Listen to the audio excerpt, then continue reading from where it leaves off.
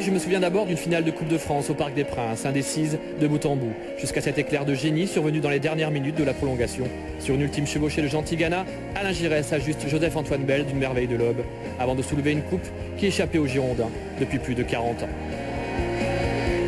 Je me souviens que la saison suivante, après 16 ans passés sous les couleurs marines, c'est avec le maillot de l'OM que Gigi revient à Bordeaux, pour la première et la dernière fois.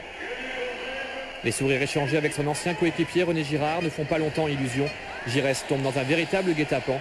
En exécuteur des basses œuvres, Gernot Rohr, l'ex-complice des campagnes passées, finalement exclu avec Abdou Diallo par le très démonstratif Robert Wurtz. La fête est gâchée. Seul le troisième but girondin signé José Touré éclaire d'un instant de grâce cette sombre soirée.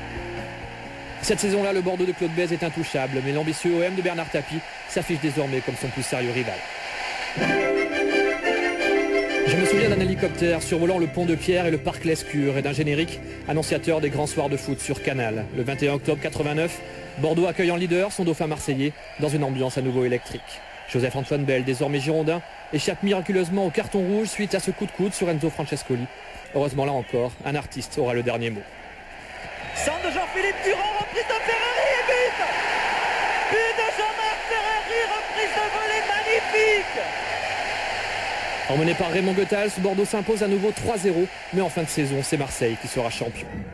Je me souviens d'une rencontre disputée dans une étrange atmosphère le 1er février 91, les joueurs marseillais ayant menacé de faire grève, solidaires de leur président, aux prises avec la justice. Finalement, l'OM joue et obtient le match nul, Chris Waddle répondant au tout jeune espoir bordelais, Christophe Dugarry. Quelques jours plus tard, les Girondins en faillite apprendront leur relégation en 2e division. Je me souviens que le plus célèbre des avant-centres marseillais fut aussi girondin. Jean-Pierre Papin, éternel buteur, même face au club de son cœur, après un travail d'orfèvre de Sylvain Wiltord. Je me souviens d'un extraordinaire récital le 29 janvier 99 au Parc Lescure. Les deux équipes sont au coude à coude en championnat, mais ce soir-là, on ne voit que du bleu. Lors d'une première demi-heure de folie, Bordeaux inscrit 4 buts à un OM aux abois, avec en point d'orgue cette action sublime conclue par Lilian Laslan. C'est exceptionnel! La qualité des Girondins de Bordeaux! Je me souviens de l'incroyable colère de Didier Drogba dans les tunnels de l'Escure.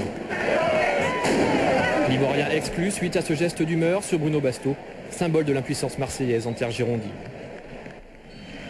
Je me souviens que l'OM pourra enfin tenir sa victoire à l'ultime journée de la saison 2005-2006. Toafilou Maolida ouvre le score à un quart d'heure de la fin, mais Fernando égalise à 2 minutes du terme, privant du même coup Marseille d'une place en Ligue des Champions. De ce grand classique des années 80, je me souviens donc surtout de joie en bleu marine. La statistique est implacable. L'OM ne s'est plus imposé à Bordeaux depuis le 1er octobre 77, il y a tout juste 30 ans.